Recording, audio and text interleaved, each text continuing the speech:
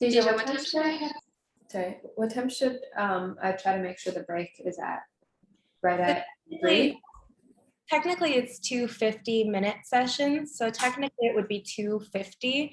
but you're more than welcome to just do it until 3 and then take a 10-minute break. As long as there's like, Kind of depends on how long you go, because mine, I think I can go pretty quickly, but I could also talk more about them. I've rehearsed a few times when I was like editing the PowerPoint, and with the introduction and my part and Uh-huh. the activity, it's about 35 minutes. Oh, no, okay. Okay. Oh, yeah. I mean, and the only reason it would go longer is any technical issues with the activity. Yeah.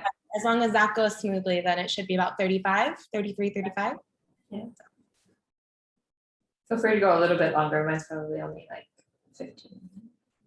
Okay. Sounds good.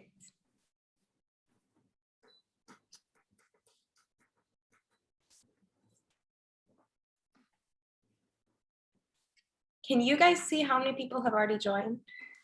There are 22. Okay.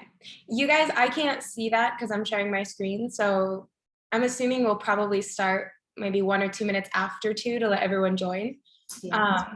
So you guys will just have to let me know when there's a sufficient amount of people here to start because I can't see the numbers. Okay.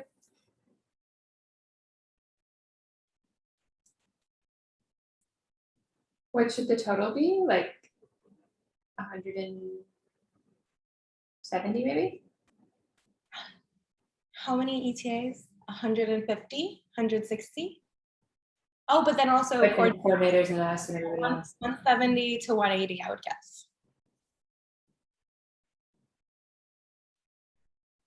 Or I guess maybe someone who was in this morning session would know how many people are in it.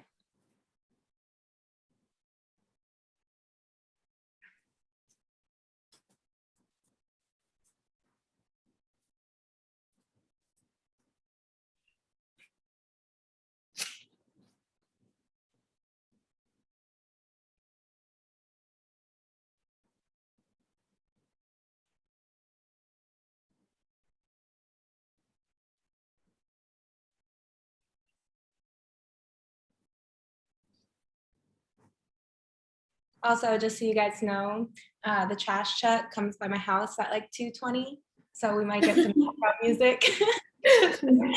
Comes like right outside my building, like right on my street. So just so you're prepared for that. Look forward to it.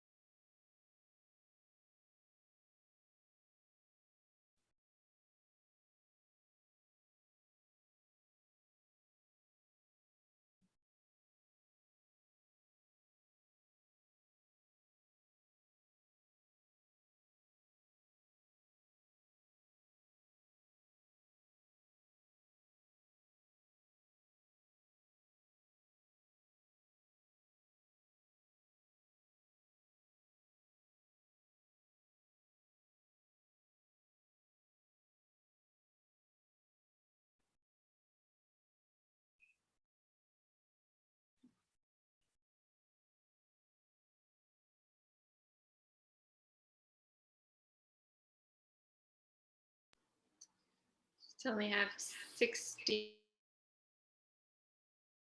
Okay, then we'll wait a few more minutes for maybe 1 or 2 more minutes for more people to join before we get started. I think you said there should be about 180, so we're only halfway there.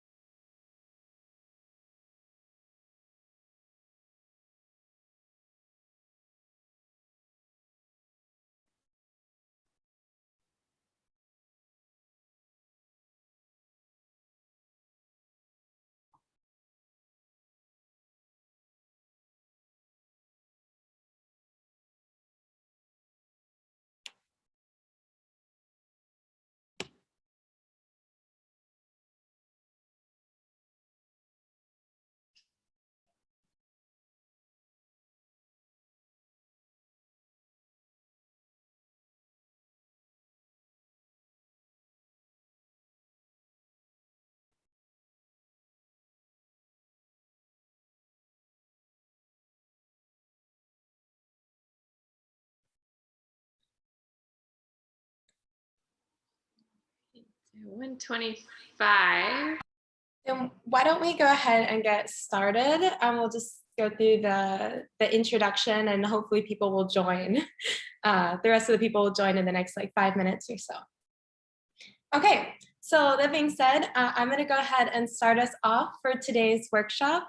For those of you who don't remember, my name is Deja, and I'm going to be doing today's workshop on task and project-based learning, along with Megan, Sean, and Ting. So the four of us are hopefully going to take you through everything you need to know about task and project-based learning today.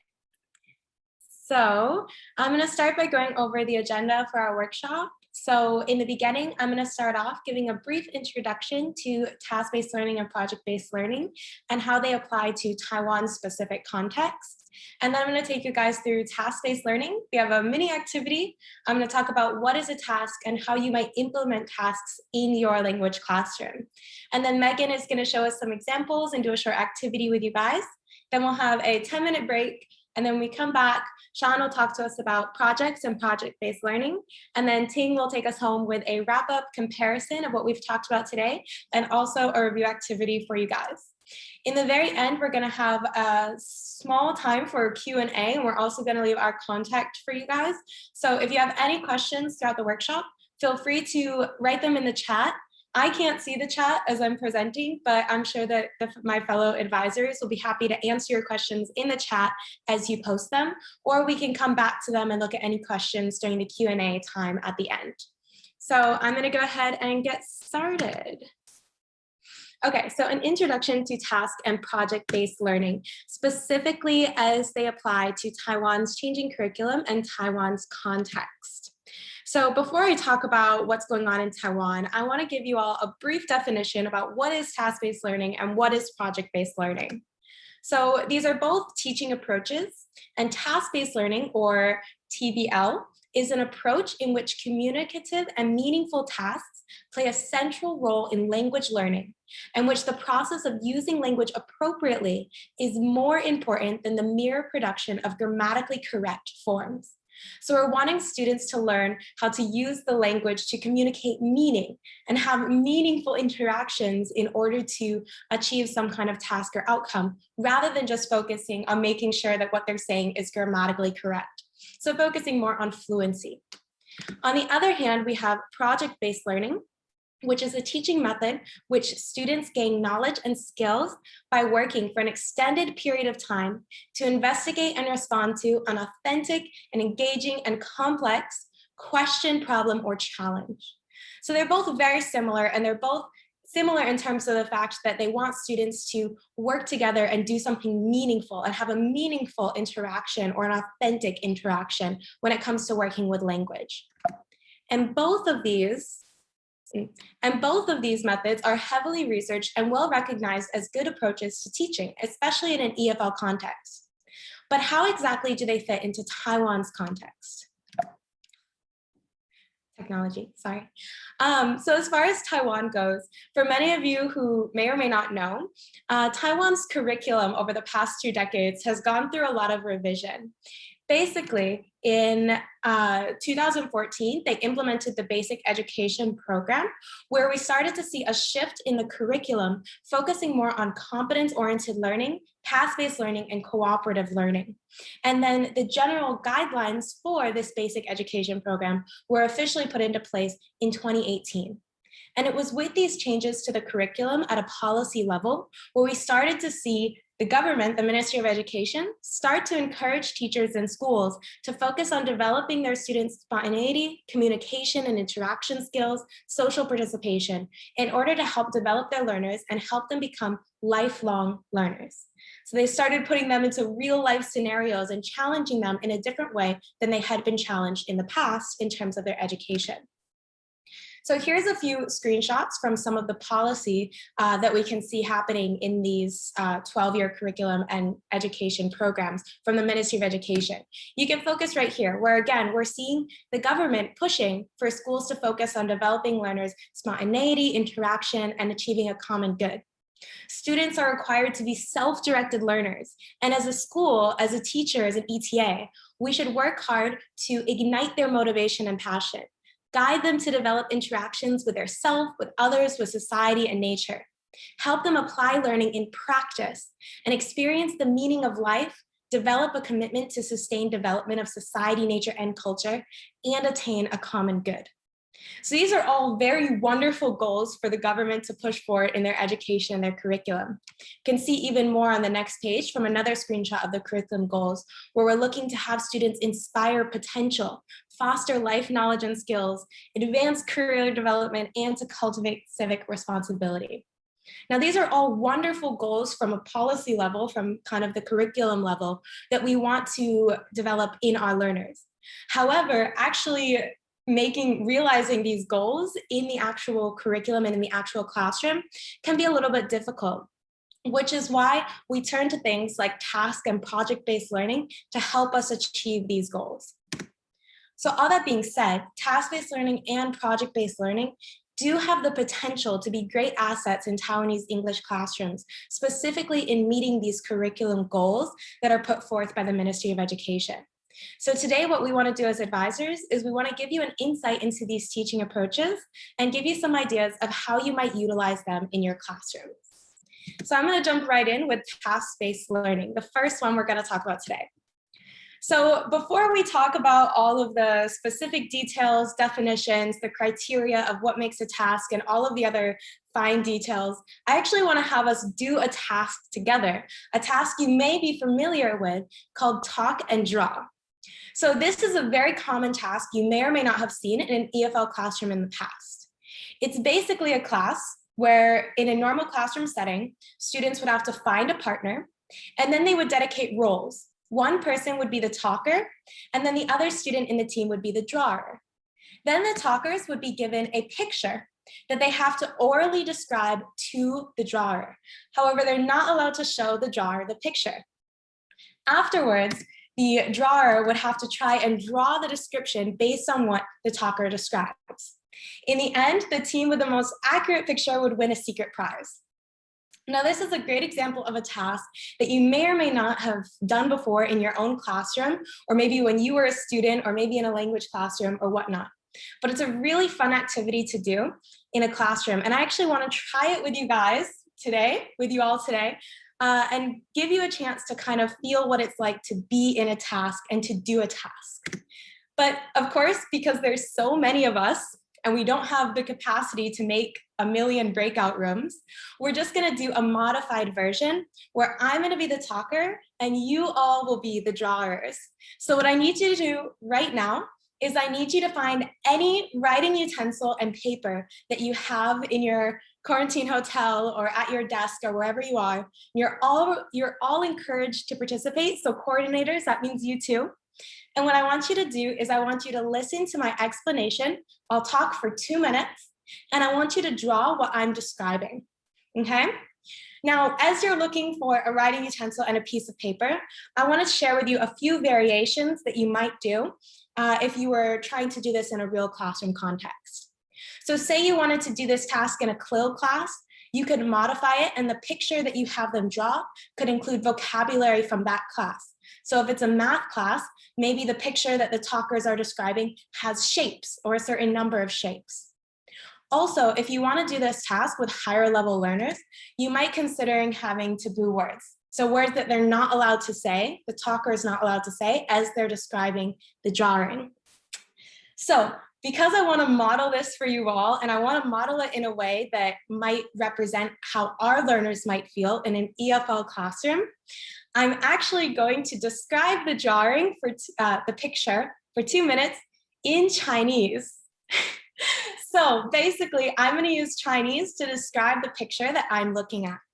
Now, I know not all of you speak Chinese. I know you have varying levels of Chinese ability. So what I'm going to do is I'm going to use a lot of TPR, a lot of TPR. So for anyone who has no Chinese at all, don't worry. Hopefully you'll be able to figure out what I'm talking about based on my body language.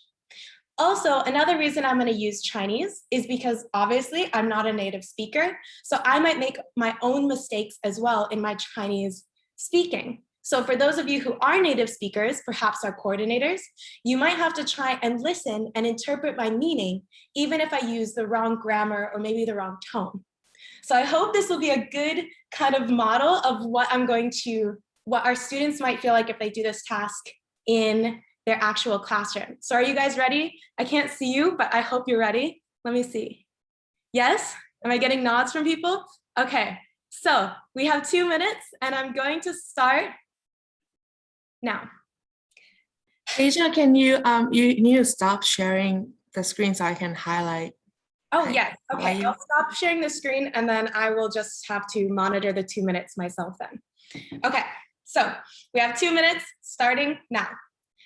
好，我在看一个图片，一个照片，在这个照片里面，中间有一只羊，一只羊，说拜拜羊，有一只羊在中间，这只羊在吃水果，这个水果是西瓜，西瓜，这只羊在吃水果。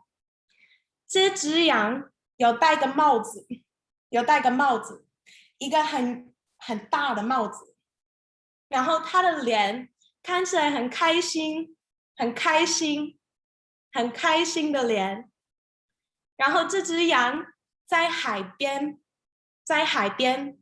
但是它没有在游泳，它不在游泳，水在后面，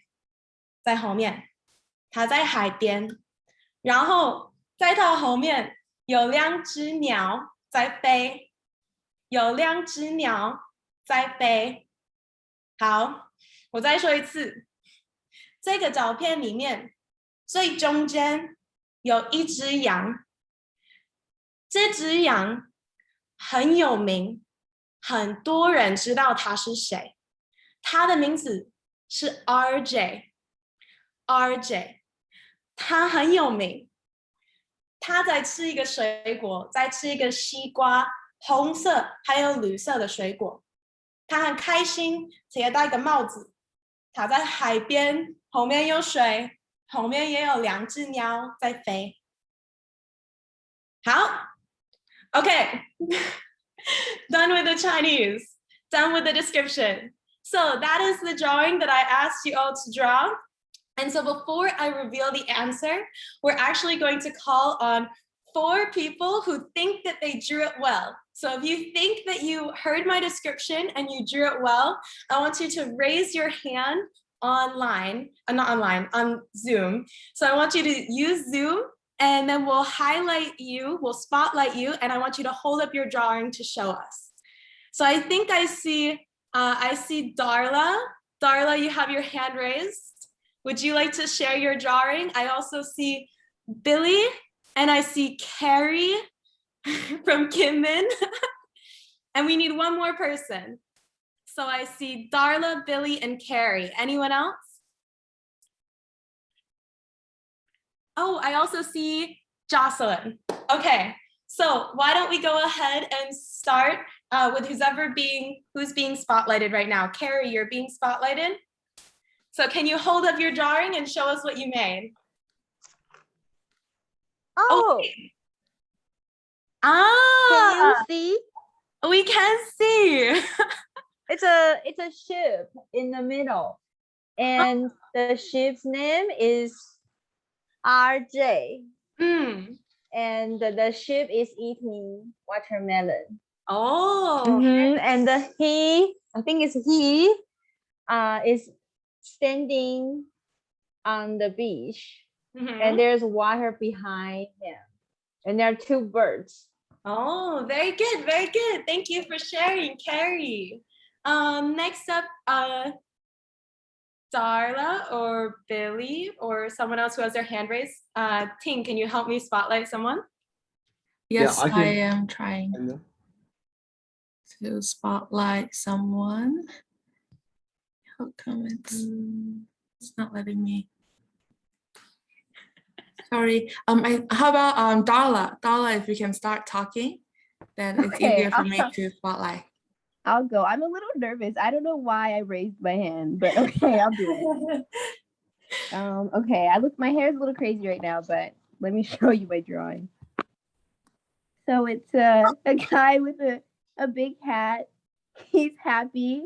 he has a watermelon and two birds and the ocean behind him. Okay, I'm turning my camera off.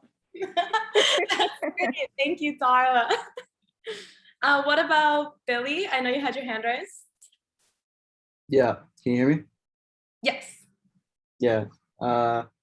So here's my drawing. Yeah, you can see there's a homie RJ, and he's eating a little slice of watermelon. It's a beautiful day. Great. It looks very beautiful. I love the iPad drawing and adding the colors. Thank you. Wonderful. Anyone else? We had one more person. I saw Jonaya. Oh. Okay, so this is my drawing. This is supposed to be water. These are supposed to be the birds. This is supposed to be a watermelon, but I forgot how a watermelon looks. And this is the sheep with a smiley face. That's great. All of these are so great. Okay, so before we pick the winner, I need to show you guys the actual answer. So let me share my screen again and I'll show you what picture I was looking at. Okay. Okay, so for all of you who did your drawings, the actual picture I was looking at was this photo. So for those of you who don't know, this is actually one of the line characters that you might see online. It's part of a very popular sticker collection called BT21. And this is technically an alpaca, but it looks like a sheep. And I wasn't sure how many of you know the Chinese for alpaca. It's Yang Tuo, for those of you who are curious. But congratulations to all of you who succeeded in drawing that. So can I actually ask, maybe, do we want to pick a winner or do we want to give a round of applause to everyone? What do you think?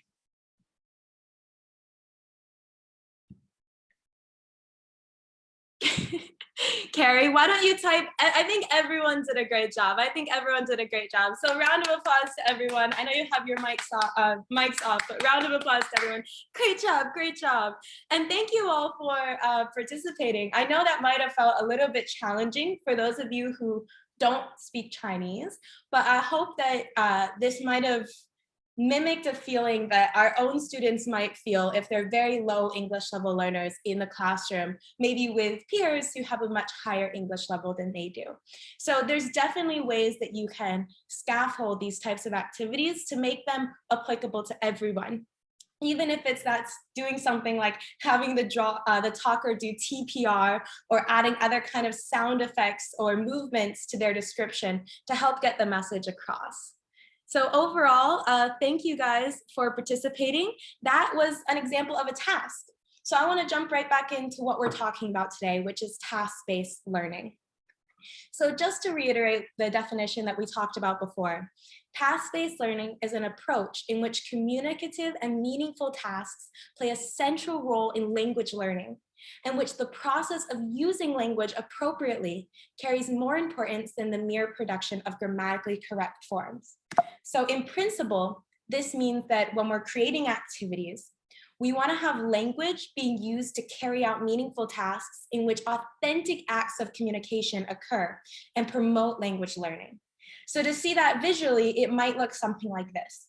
The task that we're trying to complete, even in the talker drawer task that we just did, the task that we're trying to complete, which was having you produce a drawing, is the center focus for what we just did. The language that I used to describe that to you was merely a tool that I used to communicate the meaning of what I was seeing. And it produces a form of genuine communication, which allows us to complete the task. Now, it didn't matter if my Chinese wasn't perfect, or if my tones weren't perfect, or if maybe I didn't describe something in the best way. All that mattered was that I was able to use the language that I had to communicate meaning to you in order to complete the task. And that's what we're talking about when we're talking about task-based learning. So let's go into a little bit more detail about what that actually looks like. What is a task? Well, tasks are a range of classroom activities which elicit authentic communication using real-world scenarios. And the best tasks, one, focus on real-world scenarios, like buying something at a grocery store or talking with a colleague. They also have a need which elicits language production. Because again, we're focusing on using language to communicate. So we want to make sure that the task we design requires them to produce language in some way. Also, it should allow students to focus on meaning to accomplish the task, not necessarily on the task itself, but on the meaning they want to convey. And also, it should encourage students to manipulate the language beyond structures and scripts. Now, for those of you who have seen a textbook in Taiwan, it's very structured, and a lot of the dialogues that they have in the textbook are very scripted. You always hear the, "Hi, how are you? I'm fine, thank you. And you? I'm fine." This is a very set structure, which a lot of students in Taiwan have a habit of falling back on because that's what they're taught. But by using tasks, we want to help break them away from that dependence on structure and scripts and teach them how to manipulate the language beyond that. So there's a lot of different types of tasks. One of the most common type is similar to what we just did, which is an information gap activity. And these are activities where one person in the situation knows something that the other person does not. And maybe you also know something that I do not. So there's a lot of different activities like this, talker and drawer, where you have to draw something. There's maybe spotting the difference, maybe telling directions using a map, or trying to achieve something. But it's all about having a gap of knowledge. Another type is problem solving, so any kind of problem solving activities in the classroom, or simulations like buying something at a grocery store, ordering food at a restaurant, making a complaint to a store over a phone. We also have opinion sharing, where we're asking students to talk about their own opinions, or maybe even information gathering, where we're asking students to survey their classroom to figure out the answer to maybe a problem. For example, find out how many students in your class like cats more than dogs, or something like that. So these are all some very typical examples of tasks, but there are many, many more. There's so many different types of tasks that you can use. Here are even more examples for you to keep in mind. Something like vacations or planning a trip. What are you cooking? Presentations, giving directions, current event essays and presentations, information gap activities, and so on and so on. You can go through and read all of these later, but you can also search on the internet and find a lot more examples of tasks, because there are so many tasks available, especially for EFL classrooms. But whenever you're looking to implement one of these tasks in your classrooms, there is a type of structure that you should follow when you go to implement it in your class. And that's what I want to focus on now. I want to focus on the structure that you need in order to successfully implement a task. Now, the very first thing you should do is you need to have a pre-task phase. And this is where you're getting students ready to do the task. Now, this could be engaging them in what you're going to do. So if maybe the task is a simulation where they have to order food at a restaurant, well, maybe you first want to brainstorm with them. What are some of the things they like to eat at restaurants? Where do they go to restaurants? Have them discuss something relevant to the topic. For those of you who are familiar with the ESA teaching model, Engage, Study, Activate, this might be the engage portion where you're getting them interested in the topic. This might also be the place where you model what the task might look like, maybe with your co-teacher. You model it clearly for them so they know what they're going to be expected to do. Now, because this part is about getting them ready mentally and linguistically to engage in this task, you might spend some time during this pre-task phase, maybe focusing a little bit on accuracy. So focusing a little bit on grammar or vocabulary or language structure, just to give them the tools they might need to use in order to succeed in the task. Then after that, you have a short period for task preparation. Maybe this is where you give them clear directions about what's going to happen. Maybe this period of time you group them to show who they're going to be working with. Maybe you walk through the checklist of what they're going to need to do for the task. And sometimes what you do during this task preparation period is individual, or sometimes it's in group work. But the most important part is the during task portion. And this is where students work independently or in groups to complete the task. because not all tasks are group work. Sometimes there are tasks that are independent as well. Depends on what you're asking them to do and what the nature of the task is. And then the teacher might, during that time, circulate and support, take notes, encourage language use. And it's this part of the task where you should be focusing on your learners' fluency. You don't care if they're saying something wrong, if their pronunciation is not 100% accurate, or if maybe their grammar is a little bit off. During the task should be focusing more on meaningful communication and on making sure that they're able to use whatever language they can to accomplish the task at hand. And then in the post-task phase, which is equally important and shouldn't be left behind, is where you can go back and adjust some of that language. Maybe you can share some feedback and evaluate the student's work. Maybe you talk about the student's strengths and weaknesses. And maybe if you feel like you need to, you could spend some time focusing on direct language instruction, maybe going back to the accuracy part. But the bulk of the task that's happening should be about encouraging students to use that language freely and to use it as a tool to have meaningful communication, and not overly criticizing or focusing on maybe how grammatically correct that language is. And another important thing to note, if you look at this kind of quick flow chart about how a task should be implemented, is that this could technically be completed all in one class.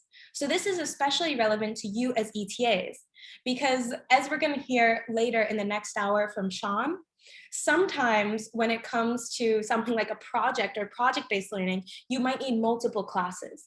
But certain tasks, like the talk and draw task that we just did together, that's something that can be done in one class period, maybe even in 15 or 20 minutes of a class. It's feasible and also reasonable and okay to do in a short period of time, which is why you might find that tasks are a great thing that you are feasibly able to do in your English classrooms as an ETA. The last thing I want to point out about this is just to make sure that you don't forget the post-task phase. This is something that's often forgot about or left behind. So we just completed the talk and draw task, and I was just giving you an example of a task, but if I was doing this in a real classroom, after they finished sharing their drawings and we picked a winner, that wouldn't necessarily mean it's the end of the activity. I wouldn't say, okay, we picked a winner, you can all go home now, it's the end of class. It's important to have some kind of post-task wrap up to make sure that you're really making sure that you achieve the objectives and goals of that task. So maybe the teacher might take some time to talk about which teams did well and what language they used to express what they were seeing, what the talker said, maybe what is some of the vocabulary that was really important for the talker to say to get the drawer to understand that meaning. So just remember that the post-task phase is also very important, and try not to forget about it in the midst of a crazy busy classroom. So I do have some tips for you guys in terms of scaffolding as well. So before the class, also I apologize, the garbage truck is here, but you'll get some lovely music background as I'm talking. But when it comes to scaffolding for a task, before class, what you can do as a teacher, as an ETA, is you can anticipate and troubleshoot additional supports that might be needed for your students. So this might be for the talk and draw task. Maybe I had to think about, okay, what image can I use that will be easily understood and easily replicated by my learners? Maybe you want to do something that has a lot of key items in it that you know they have the vocabulary for. So this is something that you can anticipate in advance. You can also prepare handouts with directions or step-by-step or checklists. And you can also even consider doing this bilingually, maybe having a handout, collaborating with your LET to have the handout for the task bilingual for lower level learners. Think about what you can do to help them succeed in the tasks that you're asking of them. Also provide useful language support, so maybe a vocabulary bank, some structure for them, some guiding questions, some classroom language. Maybe if you're doing a survey, you're asking them to survey their classmates, maybe you want to give them some guiding questions for how they might approach that surveying process. And also plan flexibility. So you might only have 15 minutes or 20 minutes at the end of the class to do your task. And realistically, depending on the nature of the task, that might not be enough time. So what you might want to do is you might want to consider breaking it up into stages and doing 1 or 2 stages per class, and ultimately having maybe 1 task per unit.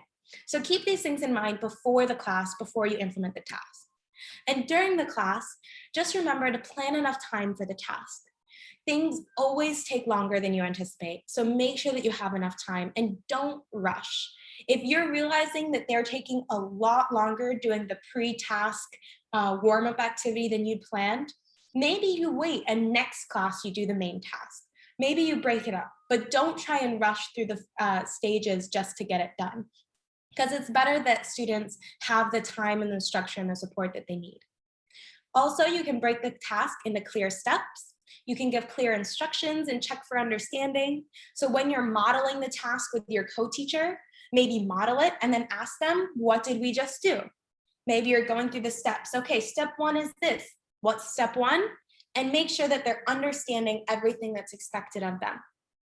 You can also give students jobs or responsibilities, such as what we just did with the talker and the drawer. That's a great way to help control and make sure that every student knows what they're supposed to be doing during a task. You can use a timer to help manage the time. And then as the teacher or the ETA, you can observe and support during the class. So take notes of the language, encourage them to use English, and help them stay on task. Because keep in mind, if you give them a 4-step task to a bunch of 3rd graders, there's a very good chance that they're going to get off task, and after step 2, they're just going to be running around the classroom having fun with their friends. So it can be really important for you to help make sure that you're instructing the class in a way that you're helping them stay on task, whether that means doing every step 1 by 1 together as a class, or maybe for older learners, letting them go off and do it on their own. Okay. So that being said, this is kind of a final checklist that you can do if you are creating a task to use in the classroom. You can ask yourself, have students reached a specific measurable outcome from the task? Have students used their own unstructured language to complete this outcome using any or all of the 4 skills? Were the activities relevant and based on real life and meaning focused? And lastly, did the task create a need to learn and use language as a communicative tool, as a communication tool? So these are things that you can ask yourself before implementing a task in the classroom.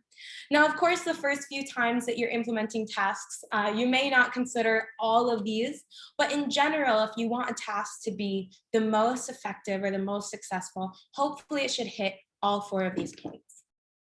And just to further summarize everything we've talked about when it comes to task-based learning, tasks should make real communication the focus of the language learning for students. Tasks should also provide opportunities for learners to experiment and try out what they know. A lot of the times in Tani's classrooms, students just learn things in the textbook and then are tested on it. They don't often have opportunities to play with that language, to do something different with it from the textbook, to do something outside of the textbook. So tasks can be a great way to achieve that.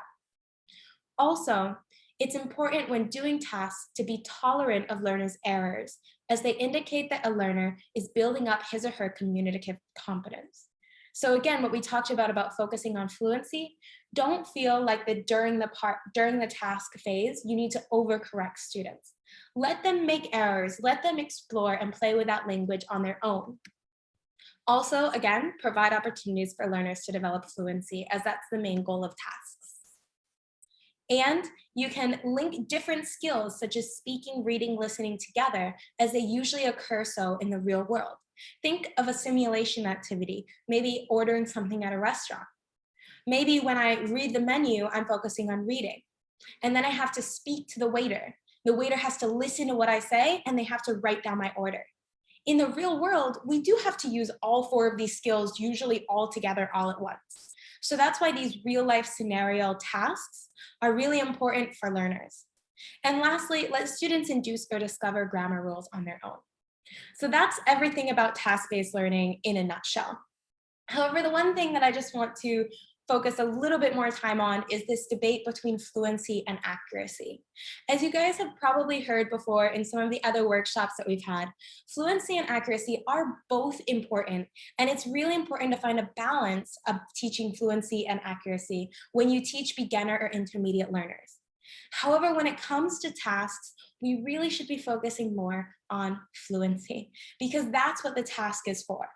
Now, it doesn't mean we have to forget all about accuracy. Accuracy definitely has a role, but in tasks, we want the during task part to be working on developing their fluency. We want them to focus on reflecting a natural use of language, focus on achieving communication, require meaningful uses of language, require the use of communication strategies, produce language that may not be predictable, and seek to link language use to context. So for example, for students who are trying to focus on fluency, for a student who says bathroom where, I'm able to interpret their meaning from that question, even though it's grammatically incorrect. I know that they're looking for the bathroom, and that's something that's okay. That's looking at their fluency. They're able to convey their meaning to me using language as a tool. Whereas a student who might be focusing on accuracy and says something like, excuse me, could you please tell me where I can find the, and they can't remember the word for bathroom. Something like this might be more accurate and more grammatically correct, but I'm not able to understand the meaning. So it doesn't really help me have any sort of communication with that person because I can't understand what they want. So when it comes to tasks, focus on meaning and on fluency is really important. However, all that being said, you can focus on accuracy when it's necessary. So focus on grammar and correct language use when it's important. Specifically, when it's important for avoiding miscommunications in meaning, so saying something you don't mean, and in tone, maybe accidentally sounding rude or mean when you don't mean to. So for example, one student might say, she ate before she went to school, and the other student says, before she ate, she went to school. Maybe the meaning that they want to convey is the first one, she ate before she went to school.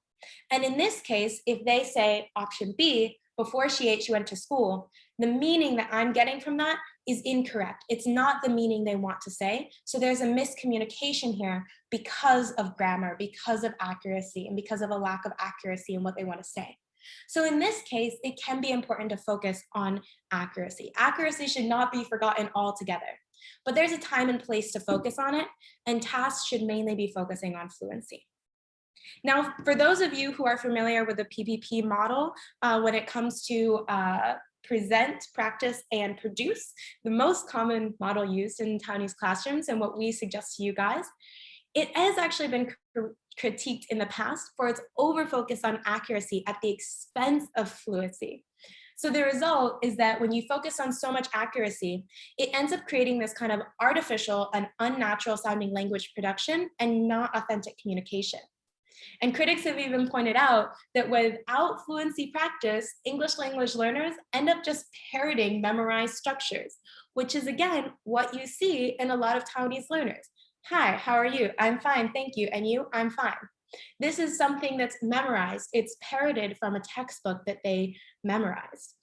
And so as a result, people have said, hey, this PPP model does actually focus more on accuracy. But what we're hoping is that with task-based learning and including task-based learning into our regular lesson plans and into what we're doing in the classroom, we'll be able to help build up our learners' fluency outside of maybe the accuracy that they're learning from the textbook. And what we're seeing as we're focusing more on task-based learning and as we're trying to implement more task-based learning, we're able to see a paradigm shift from the traditional methods of teaching towards more of a task-based learning focus, which fits with the curriculum guidelines that I mentioned at the beginning. We see the classroom going from more teacher-centered to more student-centered. We see a grammar-based syllabus moving towards communicative skills.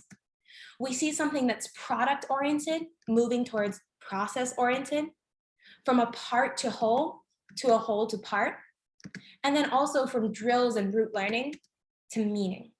So we're seeing this shift the more that we implement task-based learning. And this is great. And that's why we're talking about task-based learning today. As we mentioned, tasks are student-centered and they help develop key communicative skills and fluency.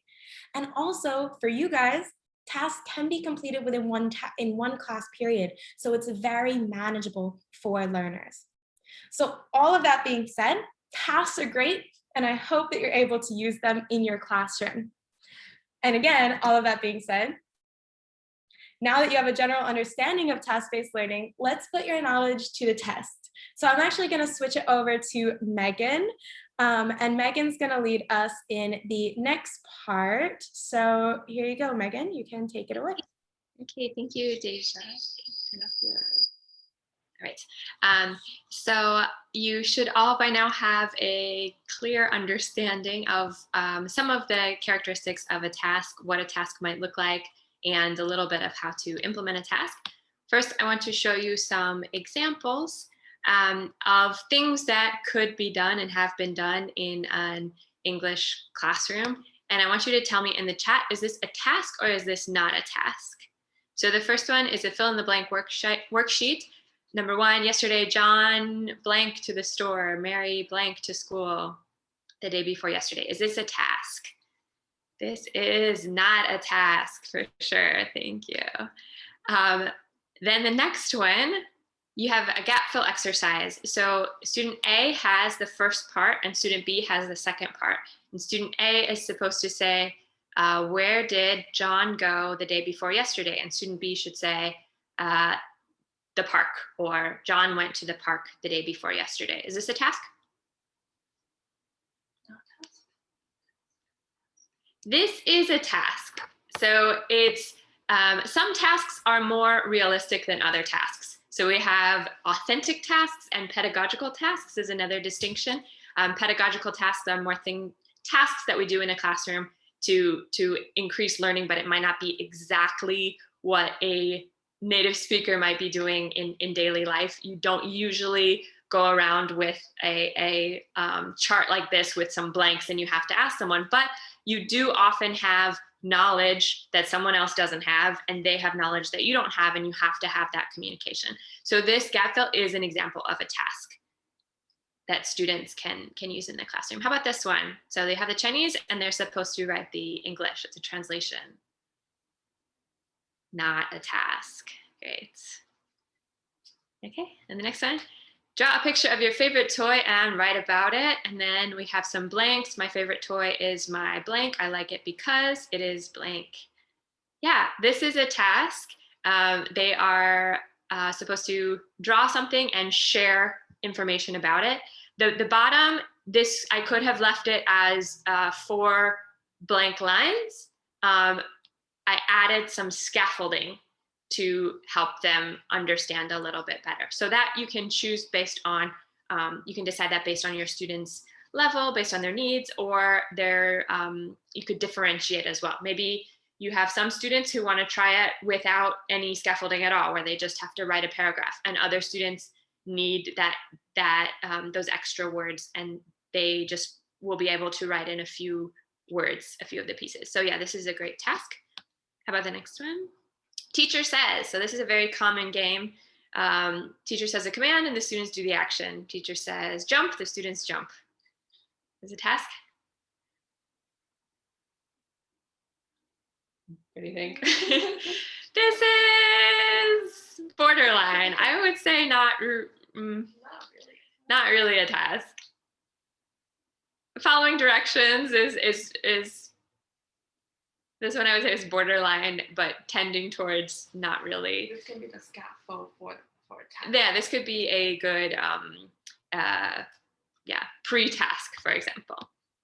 How about the next one? Taboo.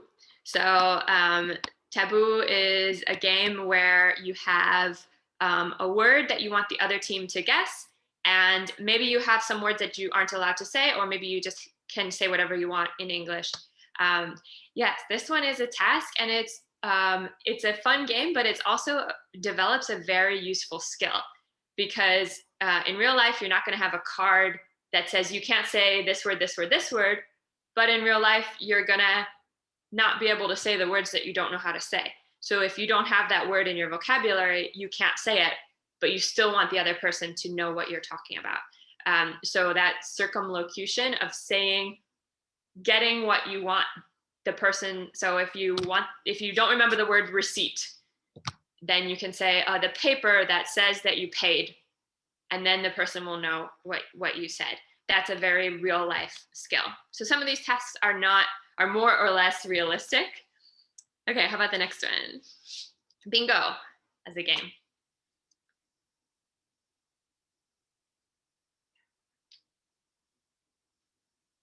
What do we think? Not really. Not really.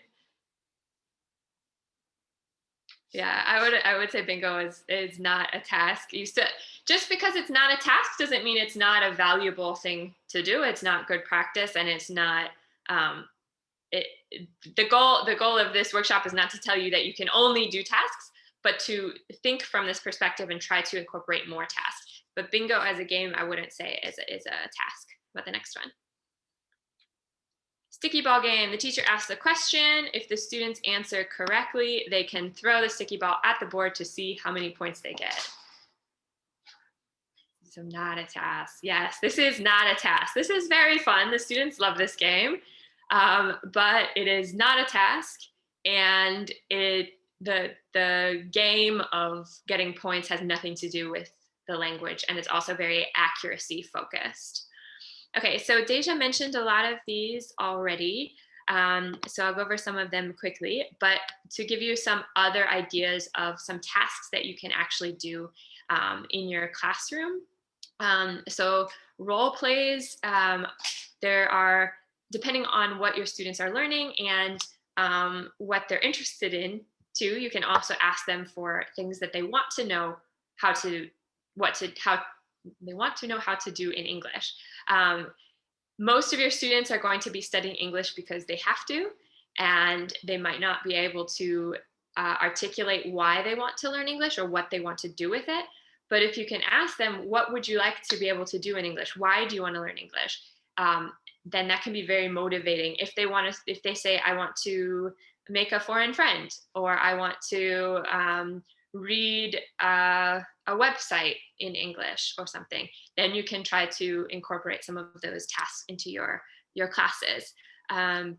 So you can role play in class, pretend that you're at a store, pretend you're calling someone, ask for directions, giving advice. So often we give advice to students, and we always tell them what they should do, and their parents always tell them what they should do, and they often don't get a chance to express their own opinion, their own suggestions.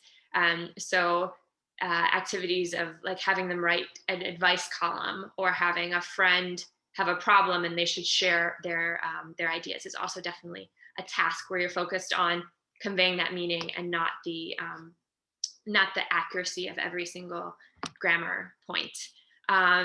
Another potentially meaningful task could be to have them try to convince someone for something, to change something, like asking their parents for permission, or asking their teacher to change a rule, or to give them something as a reward.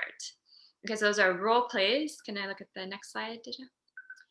Great, great. So another great thing that especially ETAs can bring to the classroom is helping students engage in authentic communication beyond the classroom. So you are connected with a lot of native speakers. It doesn't have to be you're connected with a lot of English speakers. They don't have to be native speakers for it to be meaningful communication. But some things that some ETAs have done in the past is to have your students write a letter or postcard to students in another school, which could be in Taiwan. You could do an exchange with another ETA, or it could be abroad. Maybe you know a teacher in the US, or maybe you can find some exchange program online to have your students write to someone and then have them write back. Most of your schools have had former ETAs. A lot of them are new, so this wouldn't be applicable to everyone. But if your school had an ETA last year, a couple years ago, and you're in contact with them, that ETA would probably love to hear from their old students, and the students would love to hear from them. So last year, in the fall, the advisors were also teaching in a school, and I had my students the former ETA write to them, asking for some advice, and they all wrote back to her, and they were very excited about it, and they were very happy that she remembered them, and that this was actually going to be sent to her, and she was actually going to read it. So even students who were very unengaged in most of the class. That day when we were writing a letter to another teacher that was actually going to read it, they were very engaged. You could write an email to any of those people, or record a voice message to someone that you know, or someone who's a similar age in a different country. Some ETAs have also had their parents, before COVID, they would have their parents come visit and they would be interviewed in person. Some have had their parents visit virtually, parents or siblings or friends, and then the students can practice certain questions. Before the interview, you could have them brainstorm ideas for what to ask, anticipate what the person will say, and then during the interview, then they have to use their language to communicate. And it's really about, do they understand you? Can you make the communication happen? Not, did you get all of your EDs and INGs in the right places? Okay, the next slide.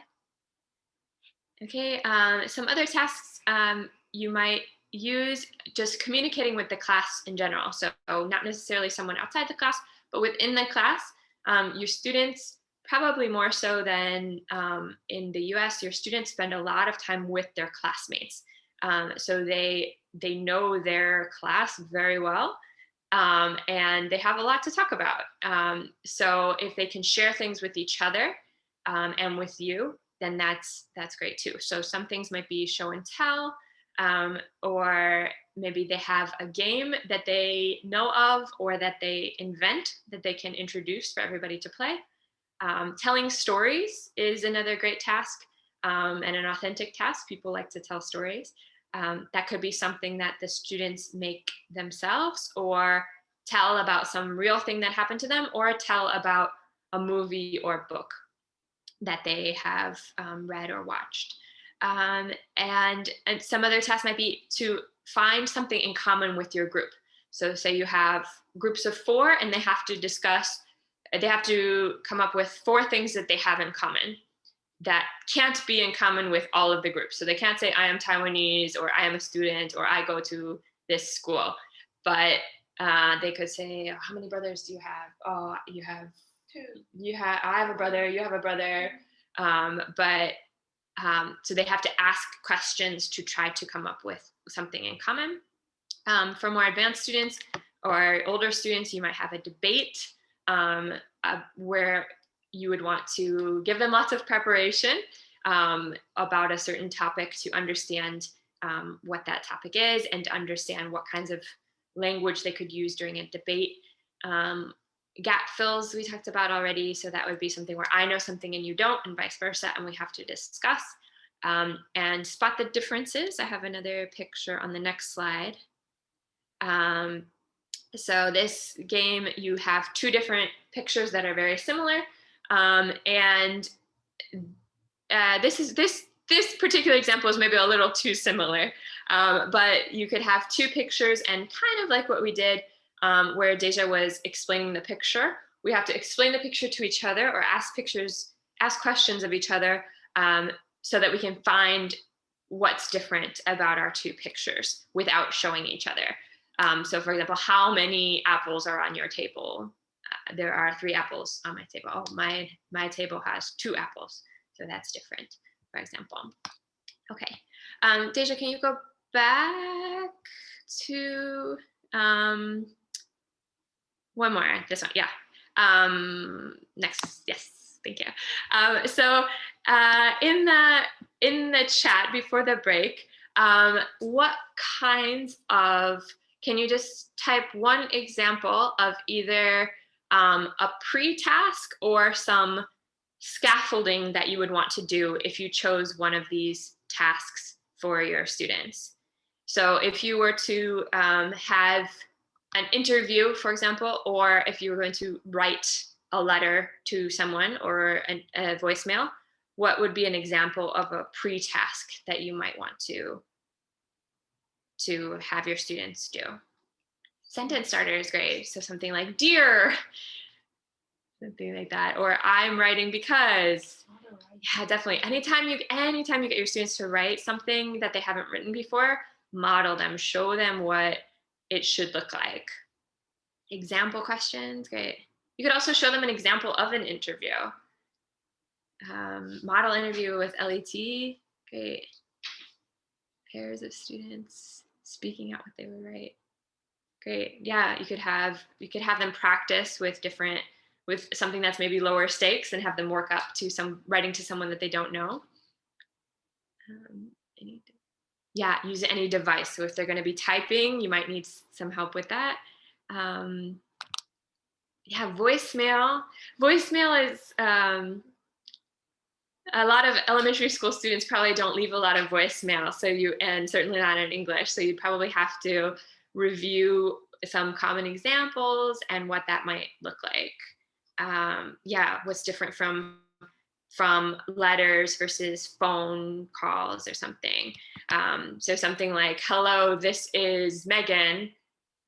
You wouldn't say if you saw someone in person. So yeah, these are all great skills.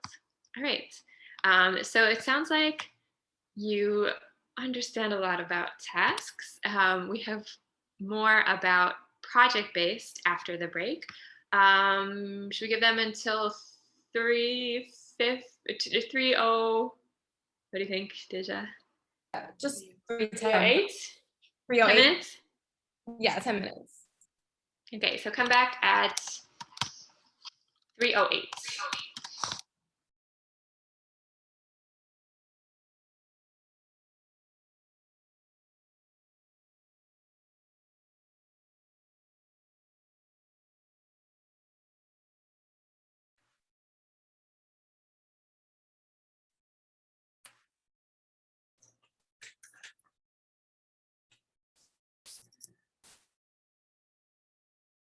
Okay, so Deja, Megan, can you see my screen? I can still see some participants. Very good, cool, thanks.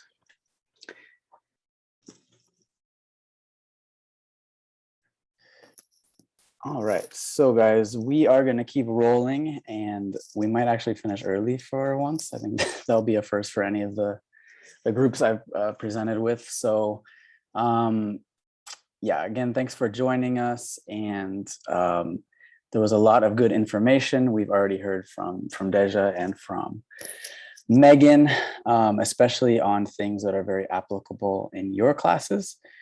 Of course, you guys are familiar with projects. Some of you might be familiar with PBL.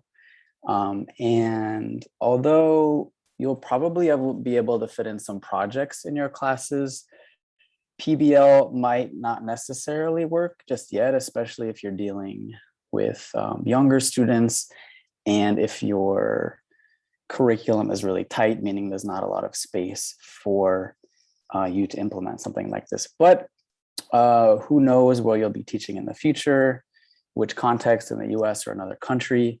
So having a grasp of PBL is really important for expanding your skills and your skill set as a teacher. Right, so like I mentioned, I'm sure all of you are pretty familiar with projects. We've all done them.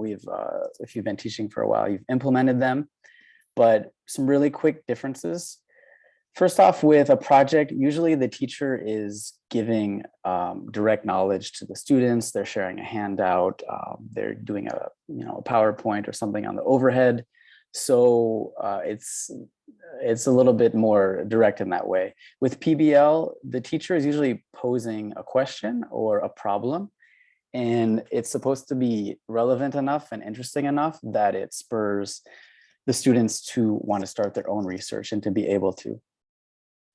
Again, with projects, the teacher is giving out directions, a lot of guidelines, expectations, a rubric. And with PBL, a lot of it is left up to the students or the groups, right, to approach their problem in a certain way. Obviously, you don't want each group approaching a problem in the same way. So the idea is that you open it up, you let them do a little bit of inquiry, make their own decisions, and start to build their own project, basically. Students follow the directions to complete the project. It's very straightforward. There's no mystery in terms of that. And with PBL, students are revising their own work. They're kind of throwing ideas back and forth with each other. They're scratching some things, arguing over something, but the teacher is more really a moderator. They're not telling them how to do something or what to do. With project, students learn by following the directions, right? And with PBL, students are learning as they work on the project. They're also developing skills, communicative skills, leadership skills. That's what makes PBL so rich and so helpful in the long term.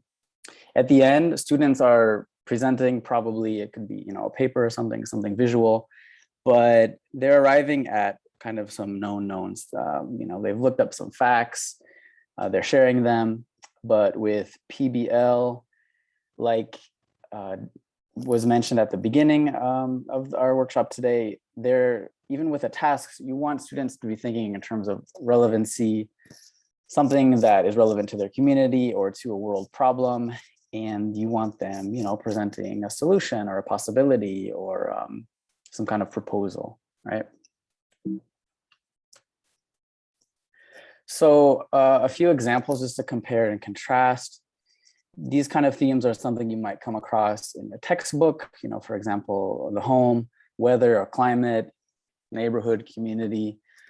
For a theme or a lesson on the home, a project might be something like a poster of your dream house, an ideal room or a room in the house, like the kitchen.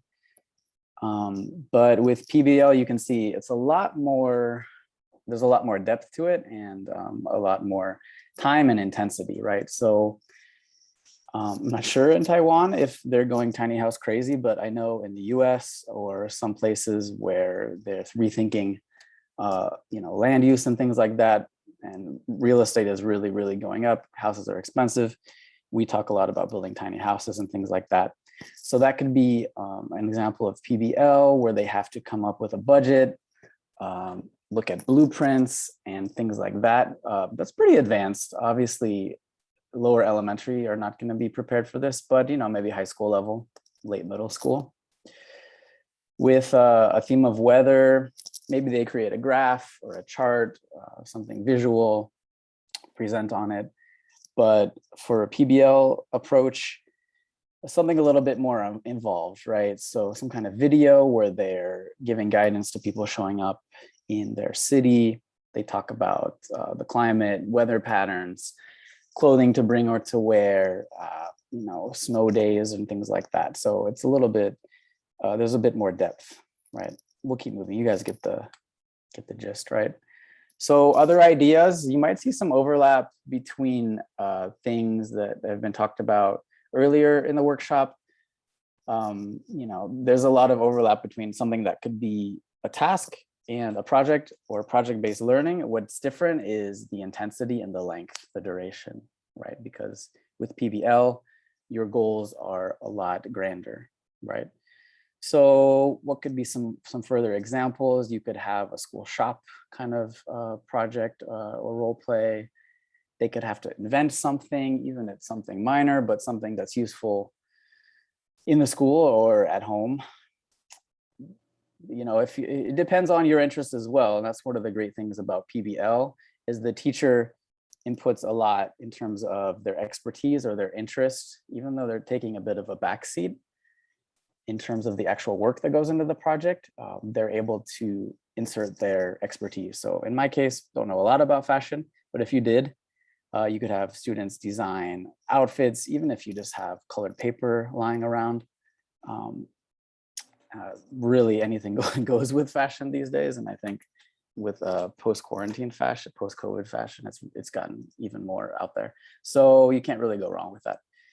And so, it depends. I'm more into maybe something like cooking. So you could have the students have a project where they are making their own kind of kitchen or restaurant. And there's a lot of rich opportunity for role play in something like that. Maybe some kind of mini book or a brochure. Again, this can be travel related. and some kind of broadcast. Podcasts are really popular nowadays. School newsletter, some kind of video for incoming students, you know, to introduce them to the school or the community. Right, so let's look at a sample of a project. You've probably done something like this in your career as a student or implemented it as a teacher. But my favorite something, my favorite food, my favorite country, my favorite film or musician. Right, so this example is of Korea. Everybody loves Korean stuff, especially nowadays. So this breaks it down into weather, sports, food, traditional clothing, customs. Nowadays, I think almost everybody knows something about Korea because it's really blown up in terms of popularity. But as you see, it's pretty straightforward.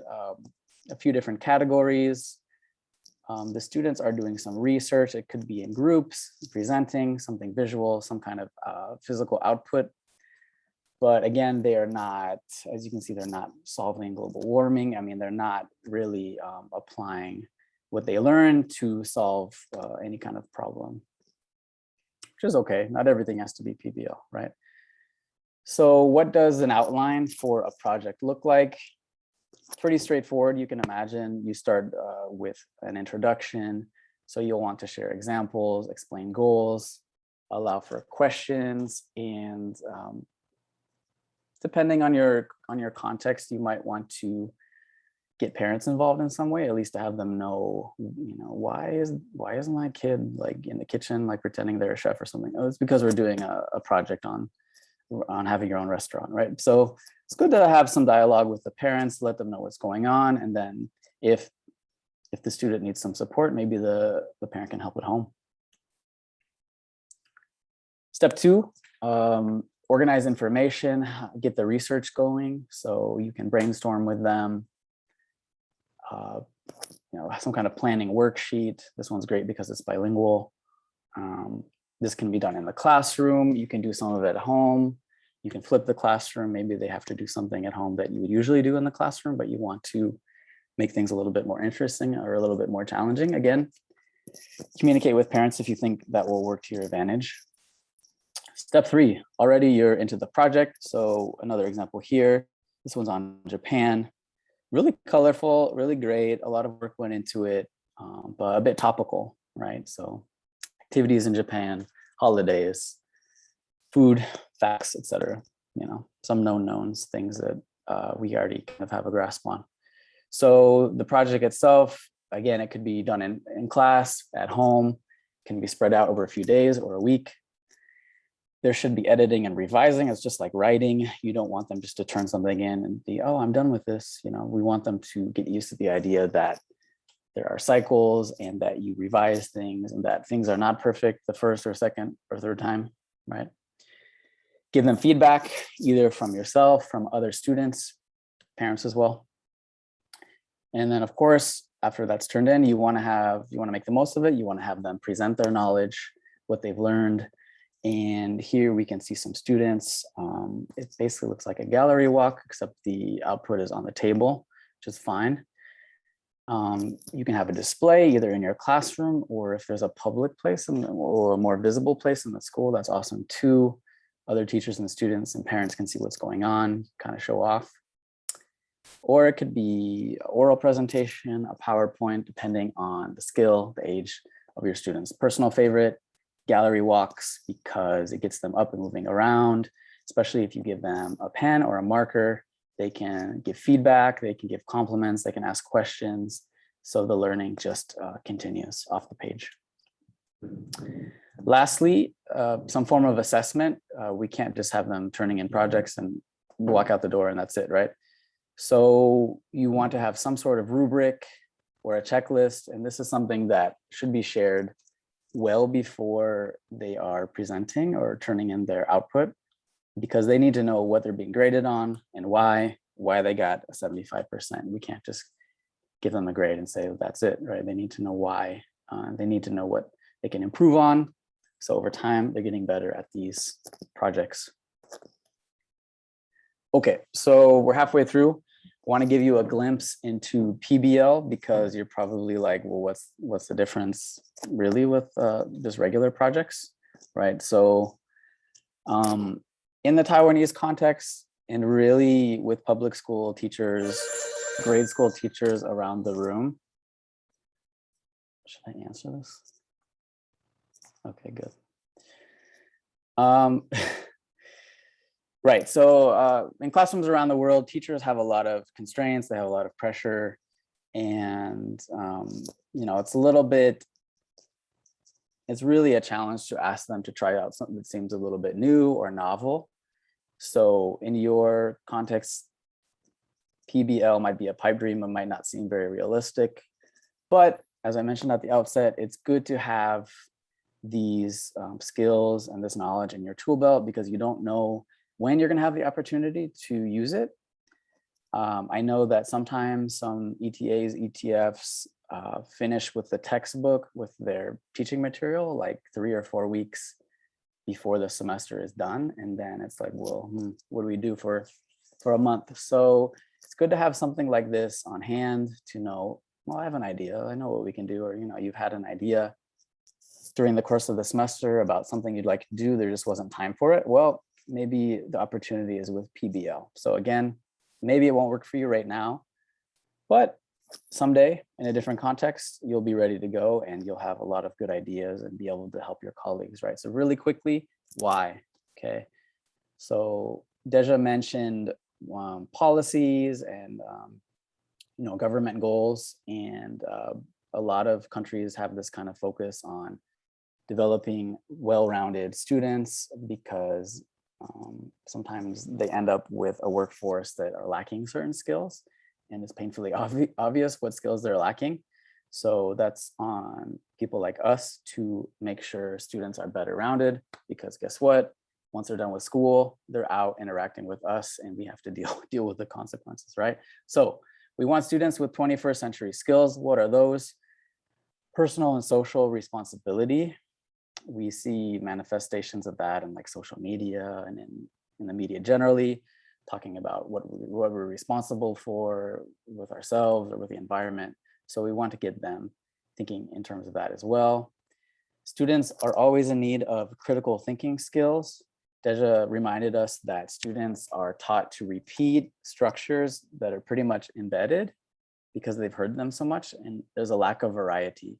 So part of the onus is for us to mix it up, to give them other ideas about other responses than just what's in the textbook, right? We want them to be creative too. We want them to be able to create, to think creatively, and to have an output that's original and useful. They really need help with their interpersonal skills, expressing themselves, speaking for others, speaking sensitively, choosing the correct word, and so on.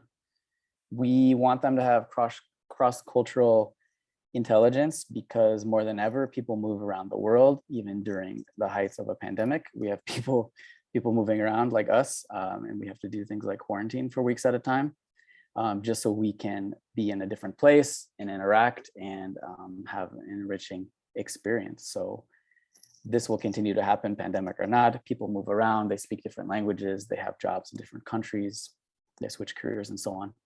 And we want to make sure students know how to use tech responsibly and correctly, that they're choosing the right technology and it's being implemented the best it can be.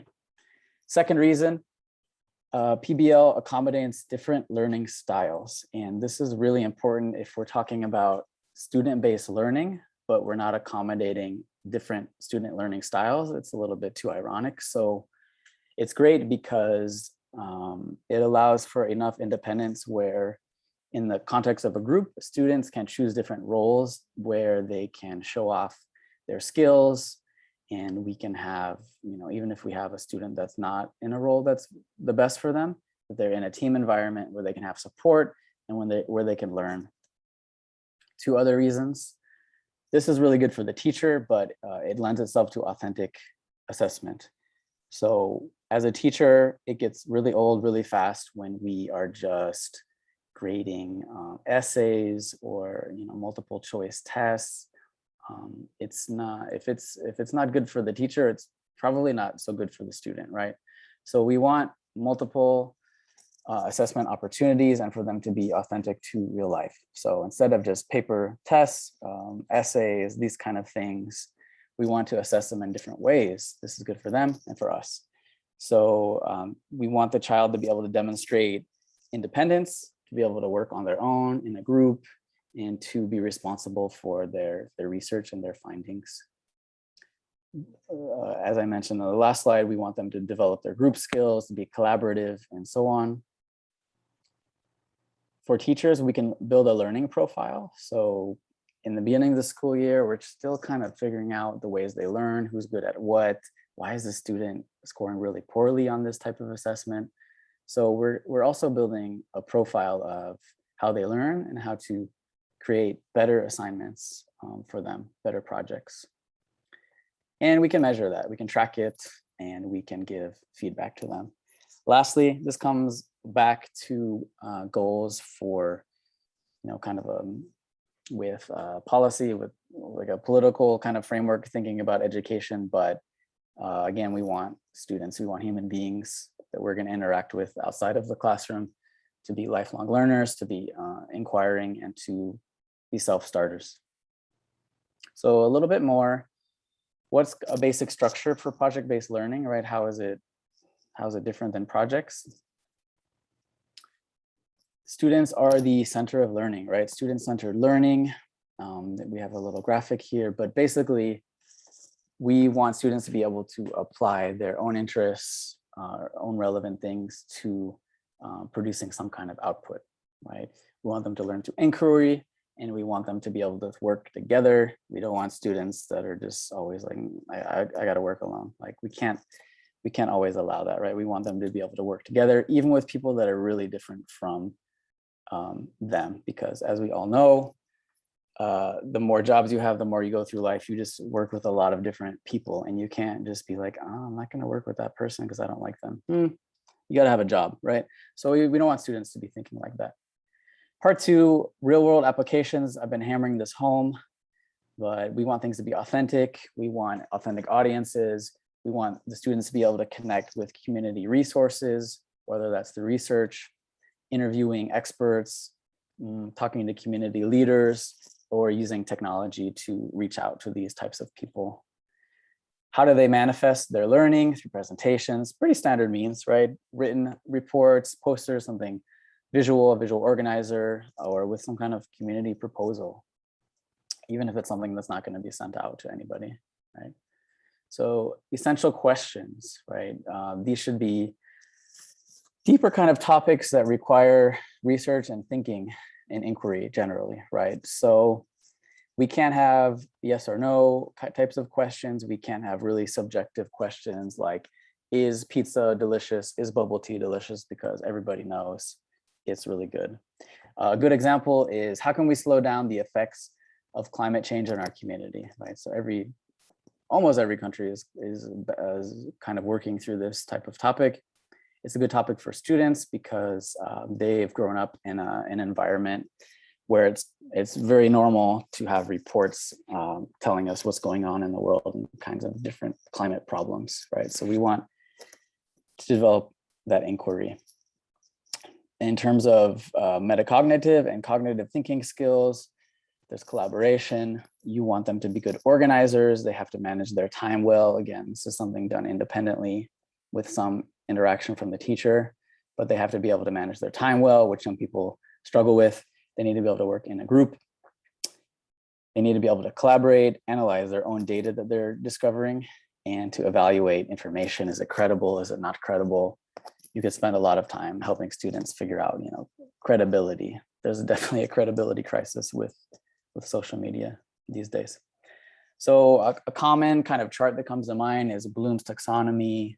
And whether you're doing a task, whether you just have like 40 minutes, 20 minutes, or you're getting up into PBL, you can kind of place your goals within this chart, right? So we start at the bottom with maybe a task. You're just working in the first few rungs, but once you are getting deeper into projects, ideally you're having students create something, at the end to demonstrate their knowledge, right? So the middle part is kind of analyzing, evaluating, and then they're deciding how to make something of their own research, of their own study.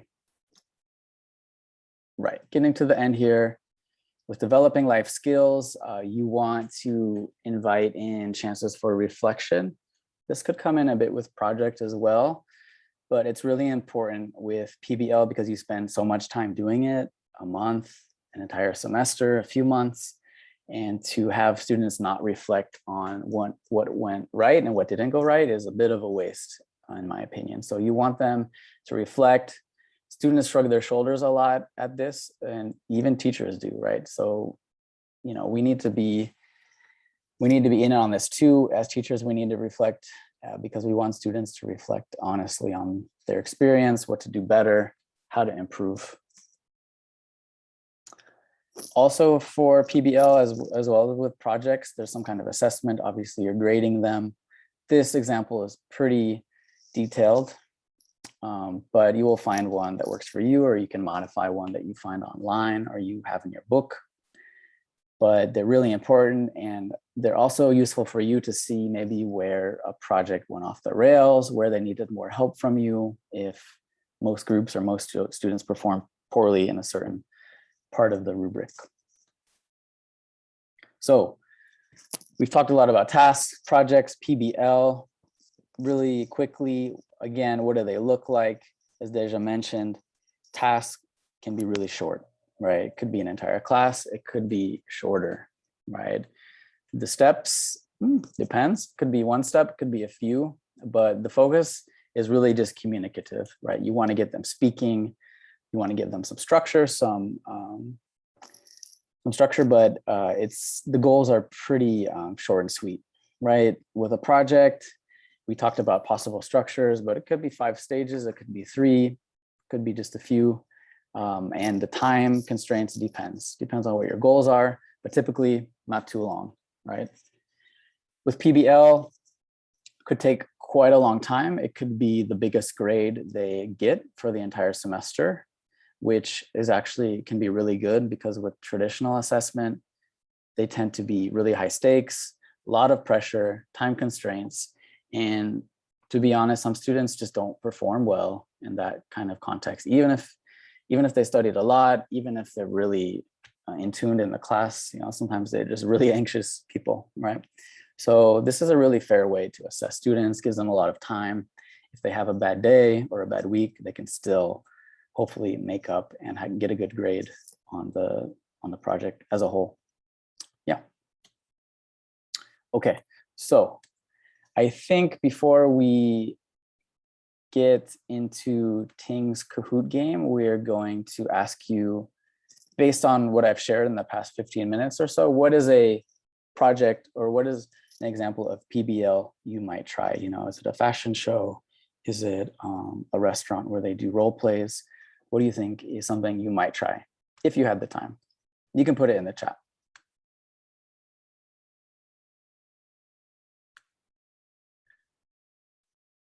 Mm-hmm.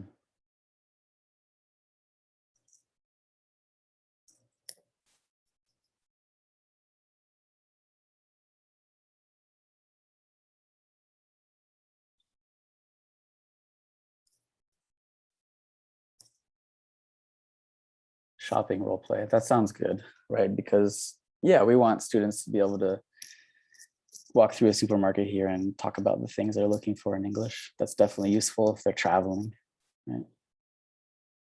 Model UN, very ambitious, but could work. It could work in a very good class.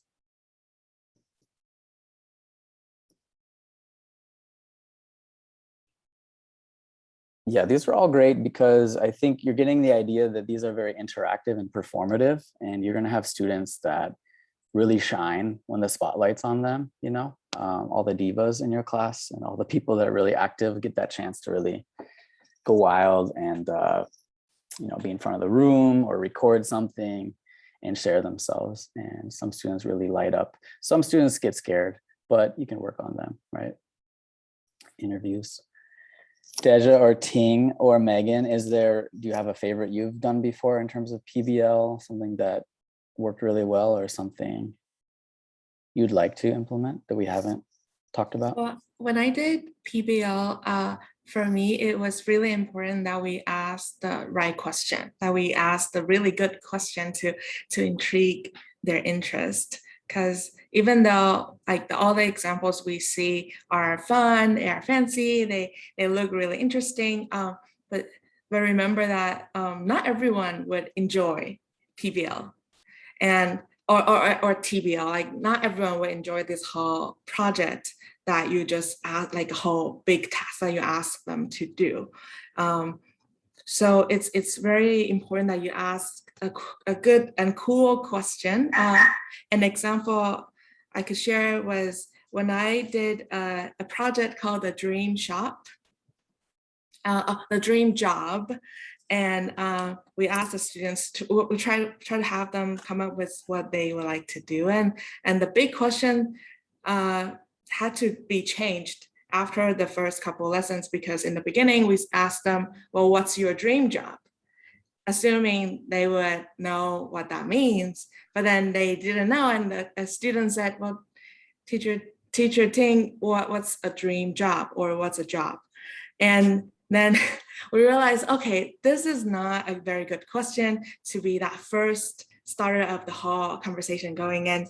So we changed the question into what's something that you can do every day if your parents not around, or if your teacher's not telling you what to do, what's something that you keep want to do? And then that question worked. And so that's the beginning of this whole project for the half of the semester, that they started to do research, and they talked about what they like to do and what that could possibly become a job for them. So yeah, that's something I would like to share when it comes to PBL. It's very meaningful once students feel that it's relevant to them and to what they would like to know. And it could be very tedious and a horrible big task for them too if we didn't scaffold and we didn't ask the right questions. Even though the final product, the posters, the show could be really fancy, but maybe there's not so much of a learning in there if it wasn't designed well. So yeah. I also have one to share really quickly, really briefly, just to point out that a lot of this project-based learning actually ties in really well with CLIL classes. I mean, not all schools who do CLIL will also take on different projects, but from what I've seen, schools who are trying CLIL classes also have a little bit more freedom in developing that CLIL class. So sometimes teachers are more open to doing some kind of project. One of the schools that I worked with before, a junior high school, it wasn't something I was in charge of, but I was assisting with a CLIL class that was actually interdisciplinary with science, arts, English, and PE. And their whole idea was understanding their community and the local ecosystem. And so they actually had students go to rice paddies nearby, and we throughout the course of the year, they actually got to plant their own rice, grow and cultivate it, and we got to go and get all muddy and walk in the fields, and they got to grow their own rice, and it was something that built up and helped them understand an appreciation for where food comes from, and also how to conserve, how to just be aware of your food and what you're eating. And it was part of a bigger picture that wasn't really something that I was the main person behind, but that I got to help out with. And so sometimes you think about project-based learning and you're like, oh, I don't have the ability to do all of this by myself. But actually, if you talk to some of the other teachers, there might already be something like this in the making that you could ask to join in on, that you could ask to be a part of, if it's something you're interested in. Yeah, I like that idea. I think as far as I heard, growing rice is one of the hardest things to do on earth. So I think that will really develop an appreciation in students, and their parents will appreciate it when they're at home and they don't want to finish their dinner. And then, you'll be able to rice shame them. Remember when you're on the field and all that mud? And okay, they eat all their rice. Yeah, thanks Ting for kind of the cautionary tale. But yeah, the beginning is really on us as teachers, right? We've written a lot of essays as students and graded a lot of essays perhaps, but if you don't start with a good inquiry, a good question, you're doomed, right? The essay is doomed, the project is doomed, and then you have to backtrack a few days later, or when you're the paper is due and you're freaking out, right? So this comes maybe a little bit with practice, with trial and error, but yeah, ideally you don't want to have to backtrack and reframe your question because you're going to lose some students. Some students are going to be like, oh, I like that question. And they're going to be angry because they have to do a different one now. So yeah, very, very good cautionary tale, but we need to have really good questions. Yeah. Okay, Ting, I think we're ready for you to bring us home. Okay, thank you, Sean. Well, it's the final part of our workshop, and I only have two things that I will do. First, we'll do a quick Kahoot recap, and then we'll end with some final thoughts. And if we still have time, we can do a quick Q&A session. So everyone is very familiar with Kahoot at this point. Let me share my Kahoot screen. And then you are welcome to join in the game room.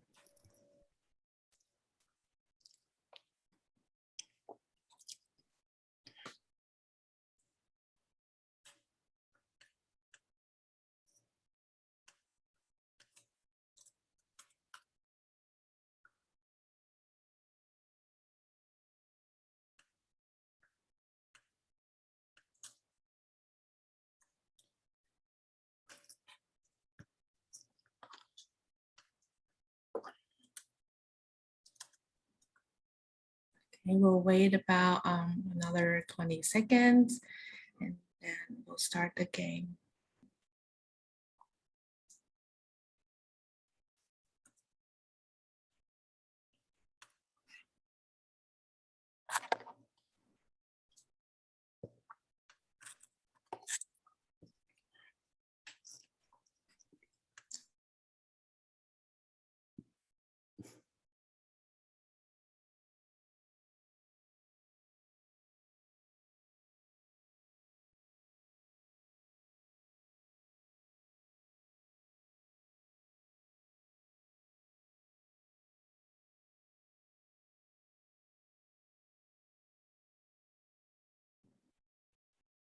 Okay.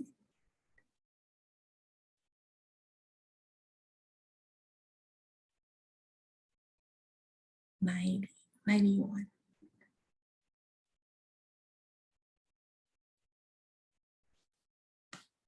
When it hits 100, I'm going to start.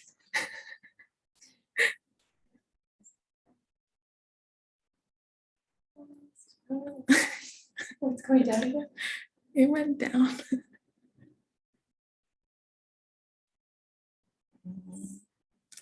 Okay.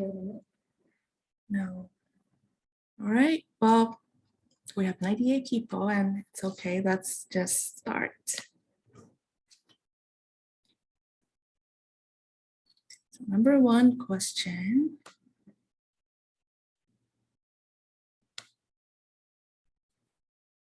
Was the talk and draw an activity as a more of a task or a project?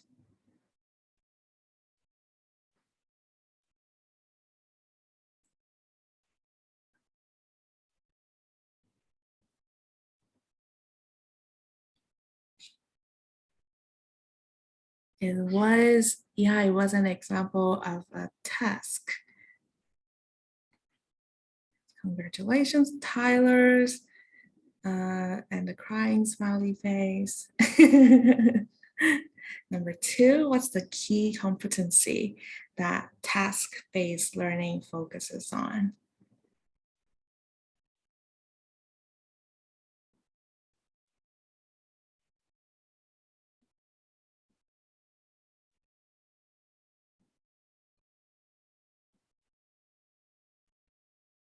Yes, mostly task-based learning focuses on fluency and being authentic when communicating. Although accuracy is important when as well, but mostly fluency. Oh, some changes happening on the leaderboard. Next question.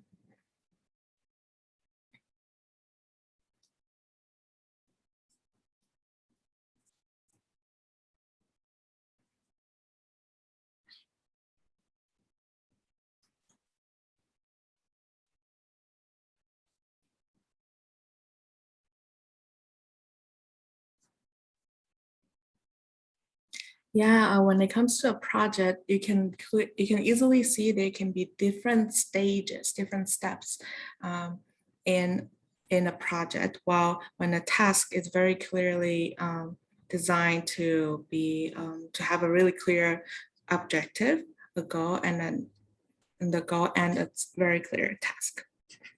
Okay. Congratulations, new leaders. Our next question. It's a multi-select question.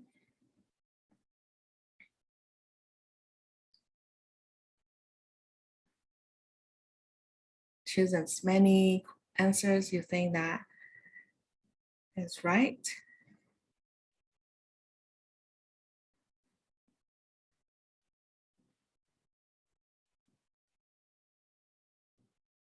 Yeah, all of them are key components of project-based learning: ownership, creativity, collaboration, and critical thinking. Tyler's back on the leaderboard.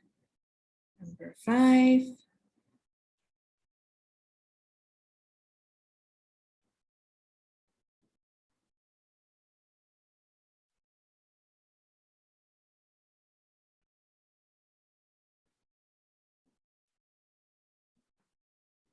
Which one is more content focused and or more language focused?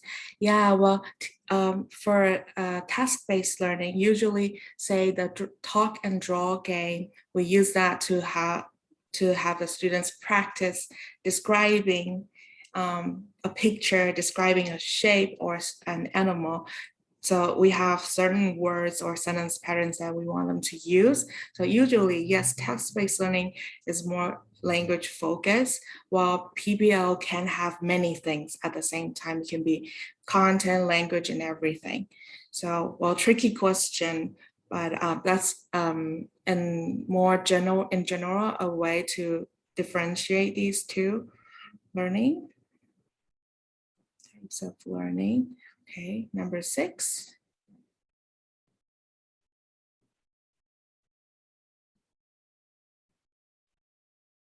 Which one requires more time and planning?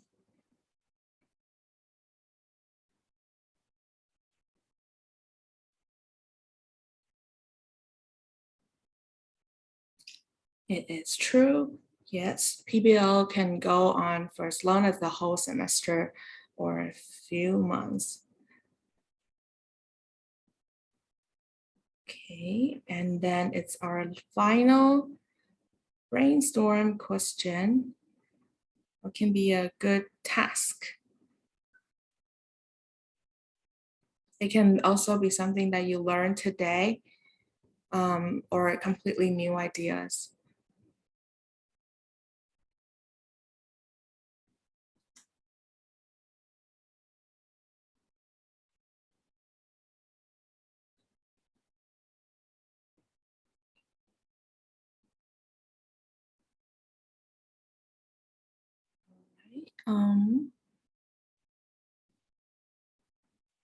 Okay, yes, let's take a look at people's answers. Can I look at their answers? Do I have to wait until it loads? Okay. Social media. No, not social media.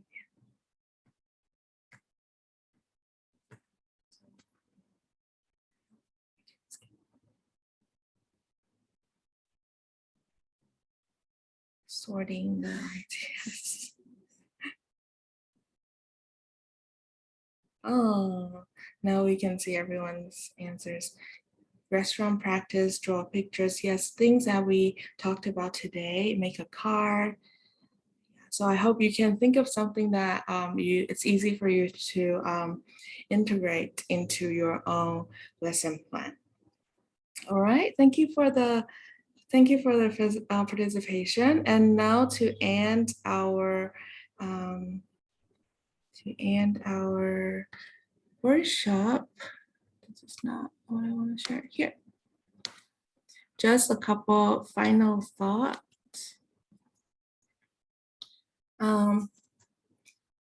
That was quite a lot to process and to digest.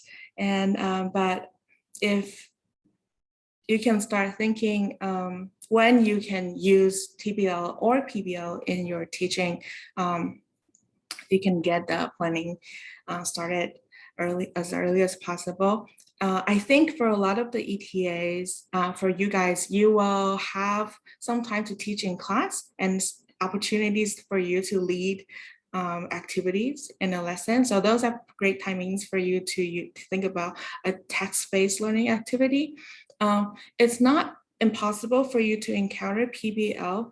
Maybe your teacher or your school, they're doing a school-based project. And now that you are equipped with the knowledge and information that you will need to understand what they're doing and see in which stage that you might be able to contribute. And there are also situations where you can use these two methods even when you're not teaching. For example, I know some ETAs in the past, they will have their ETA mailbox. And this is something that is always there outside of their office or next to their desk.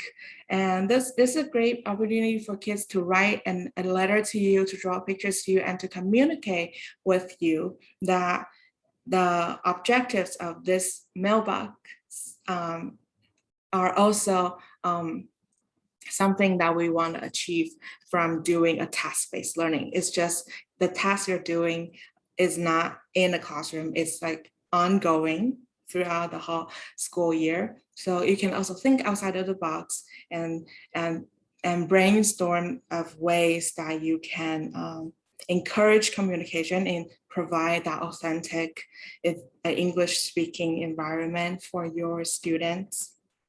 The second thing I would like to share is to have clear objectives for each task or project, or even each step.